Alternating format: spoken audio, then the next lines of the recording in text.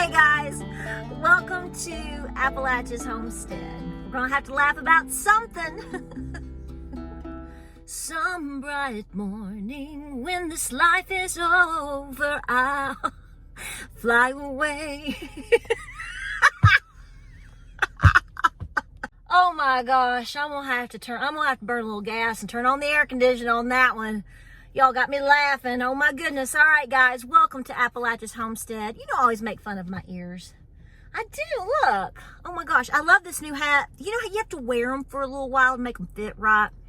You know, that sort of thing. I'm in that in-between stage. Some hats just make me look like I look like a trucker. You know, it's just like you go, that's not working. Those trucker hats. Some girls look really cute with that style. I don't. I look like I'm stashing like some apples up in my hat and carrying them around for extra stash. That might be good in this day and time. I have an extra security of apples somewhere. But listen, okay, all jokes aside, welcome back to the channel. I'm back in my office. I got my car back. It was just that silly hose.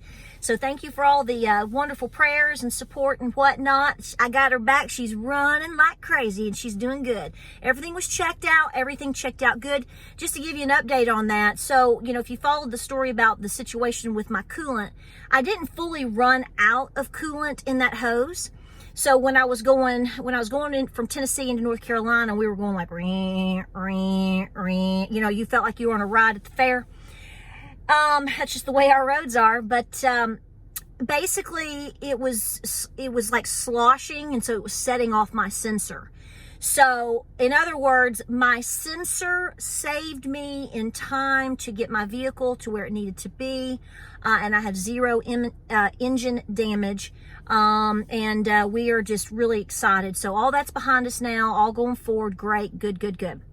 Okay, so this video is going to stink. So I'm trying to be cute and lovey-dovey for a minute, and because this has been on my mind since yesterday.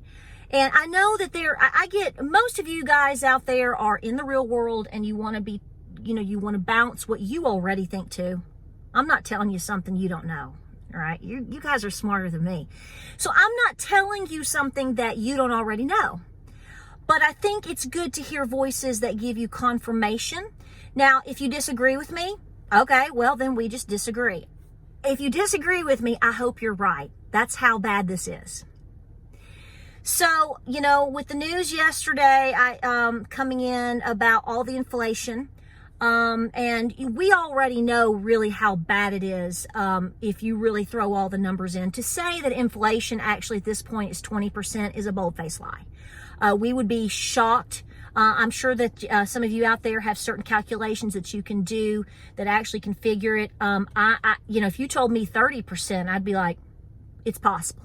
If you really truly added everything correctly in, but whatever, it doesn't matter. It doesn't matter. It matters, but it's not going to change anything.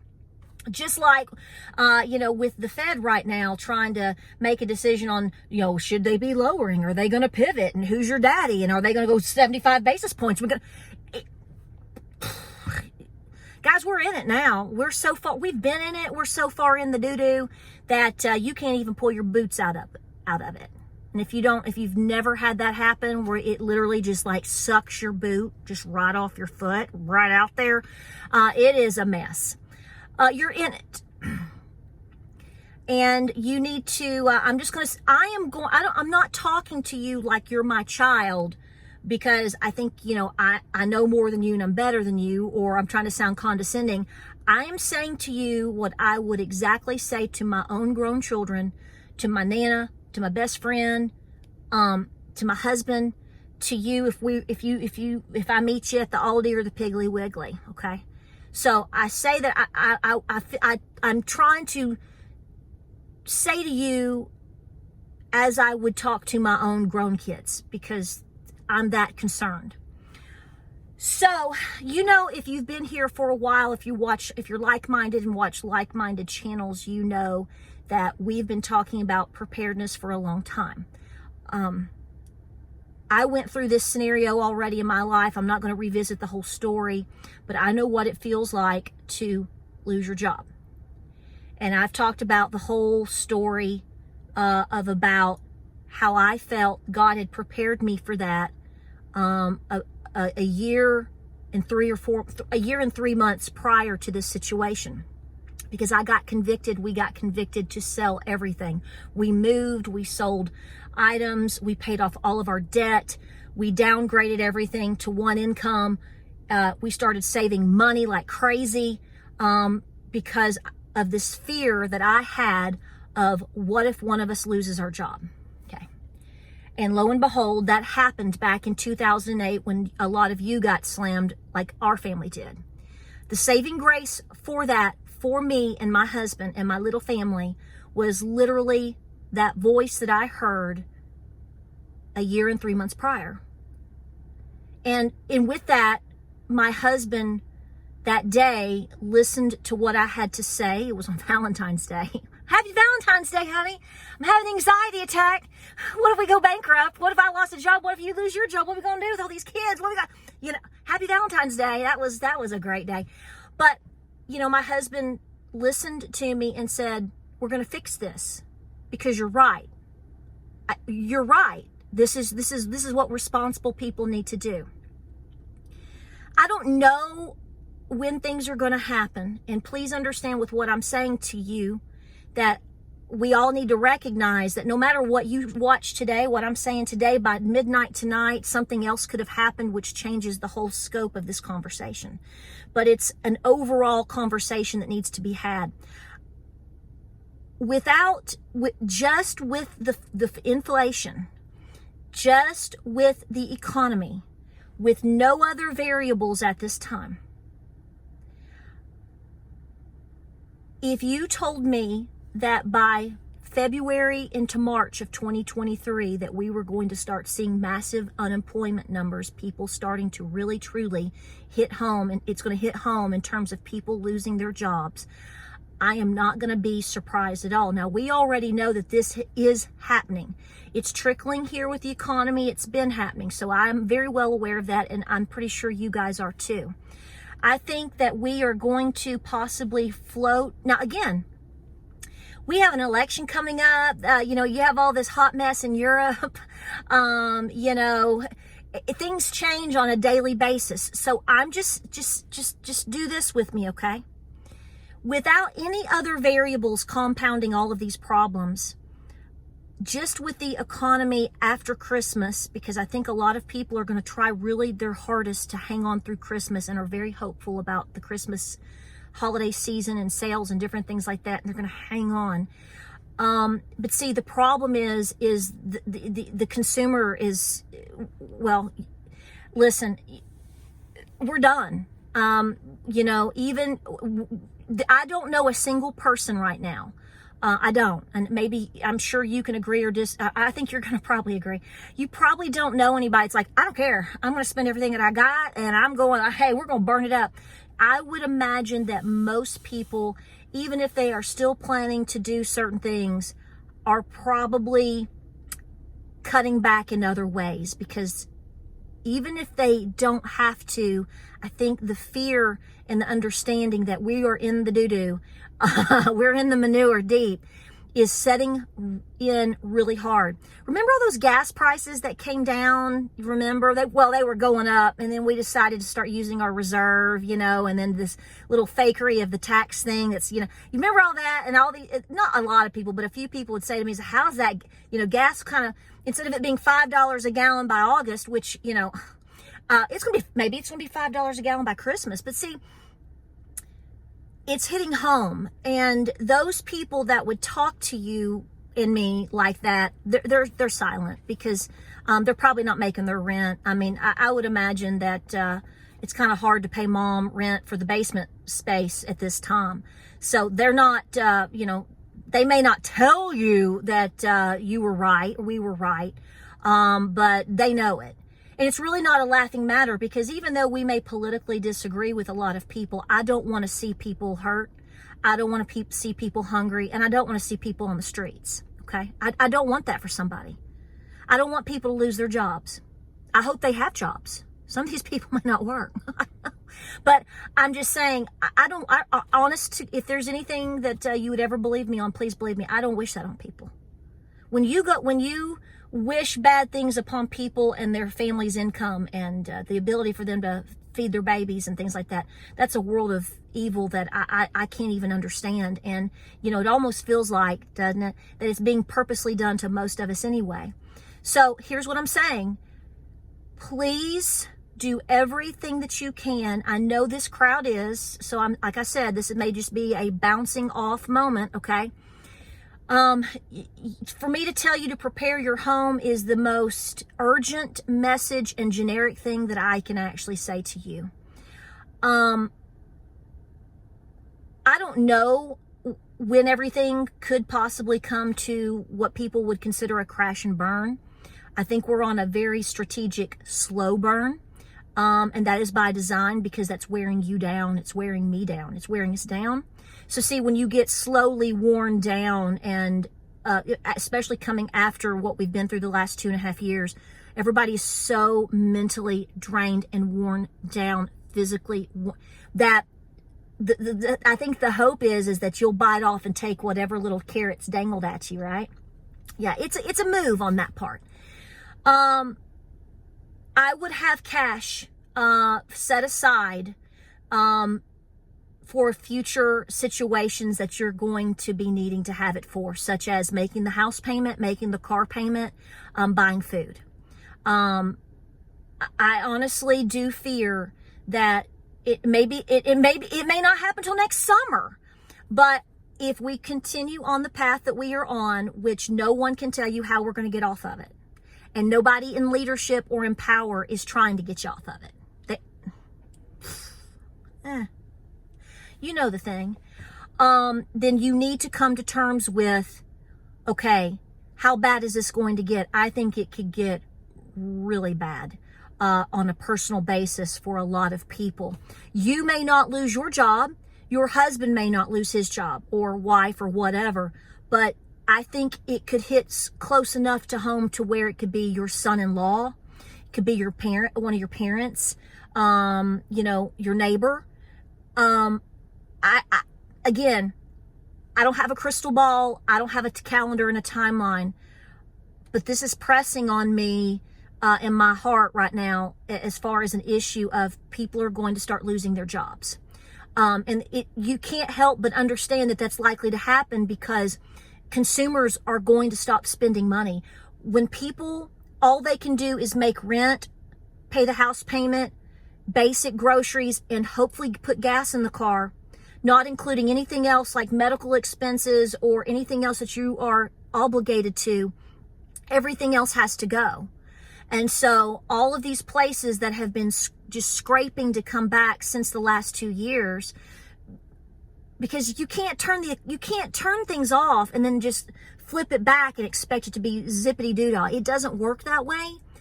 So what I'm trying to communicate to you is, if this continues on the path that we're on, folks, we're going to be hurting for years.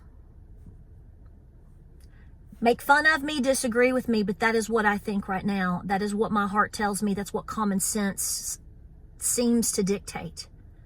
If you go back historically and you look at times and period where things happen, such as, well, I mean, look at the Great Depression, look at times of war, look at what we've been through the last 3 years, and we're not 2.5 plus 3 years. We're really not even fully back, and will we ever? Because nobody's trying to get you there. So understand, whatever you need to be doing, should you be putting food away? Yes. Yes. And please I don't mean just something that's going to last you 3 or 4 months.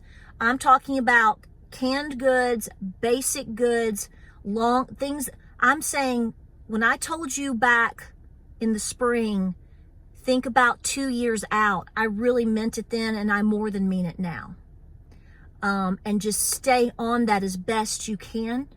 Of course, paying off debt. Anybody in their right mind would tell you to please try to pay off any debts.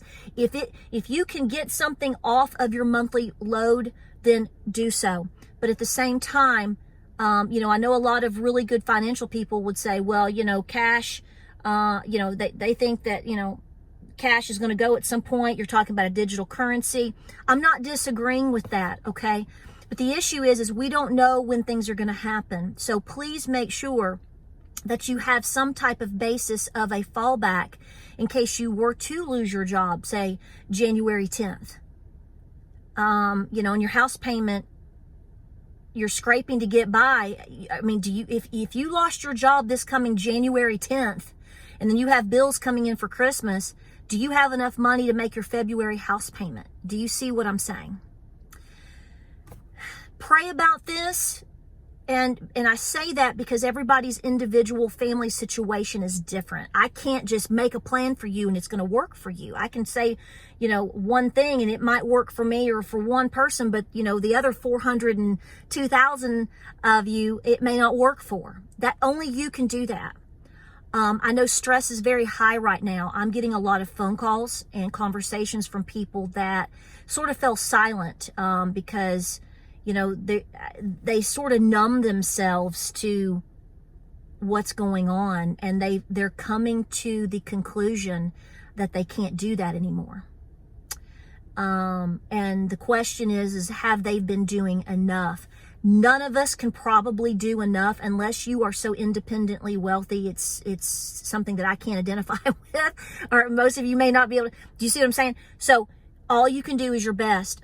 But Christmas is coming. The holidays are coming. I made a video a couple weeks ago, and a couple of people here and there really didn't get the point that I was making. And I'm not being ugly, but I want to make this point. When I was talking about having a blue Christmas, I was really talking about humbling yourself. We should always remember the meaning of Christmas, but I'm telling you right now, the whole notion of giving, I hate to say this, I do. I don't like this at all. It's just so horrible to say on one end. You really need to pull your kids back and your family back. If you're going to be spending the money on things to give to family and friends, you better make sure it's something that they are going to need. You know, it goes back to when you used to have Christmas like I did with my great-grandmother and my great-great-grandmother. My great-great-grandmother, you've heard me talk about her before, the only thing she could give at Christmas was a $5 bill. She had special envelopes, and all she could give was a $5 bill. And her daughter, who was my great-grandmother, the only thing that she could really do was spend just a little bit more money. And she always made sure that I had turtlenecks. Turtlenecks, underwear, socks. That was it.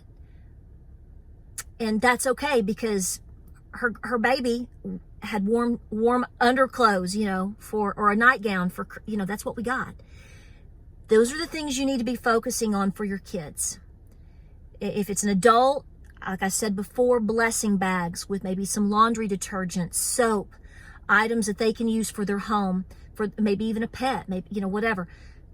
You need to go there because every single thing that you can do for them and for you is going to matter because, like I said, kick out every single thing else that's wrapping around us right now. Kick it out and just the inflation and the economy alone, which everything is interconnected.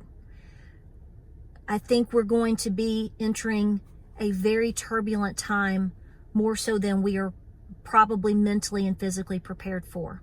When exactly, I don't know. And listen, if I'm wrong on this, I will eat the crow very, very gladly because I have my own personal concerns about people very close to me, just as you have concerns close to you. I don't want this. Nobody wants this. Please vote in November. Please prepare your home. Please put some cash aside. If we go through a time period where, you know, and nothing ever happens and you want to take that cash and pay off debt, you want to take that cash and you want to go buy some silver or whatever you want to do, then go do it, okay? I'm not speaking against that, but I'm just saying in the short term of whatever you fear might be coming long term, please make sure you can make your house payment, that you can make your rent, because the disposable income is shrinking and the tough times are beyond here and no one is helping us. We have to help ourselves. We have to help each other. I hate that I made a video like this, but I feel like if it helps one person out there, I did my job. That's all I know. That's all we can do, right? Prep, pray, and be peaceful. And when I say amp up on the preps, I really, really, really mean it. Guys, everything counts more so now than ever than it did a month ago, 3 months ago, a year ago, years ago when we started this conversation. Everything counts. Like, subscribe, and share. I appreciate you being here. A lot of videos coming your way. We got a lot of cold weather coming. Hey, we're going to be below freezing this coming week for a couple nights. That is highly unusual. We usually don't see that type of weather. Not in the, today is what, the 14th of October. We don't see freezing temperatures like that until almost, well, going into like the second week of November. So this is highly unusual for southeast Tennessee. So that should be a warning for us as well about the winter is here. The winter is more than coming. Keep preparing. We'll see you guys on the next video.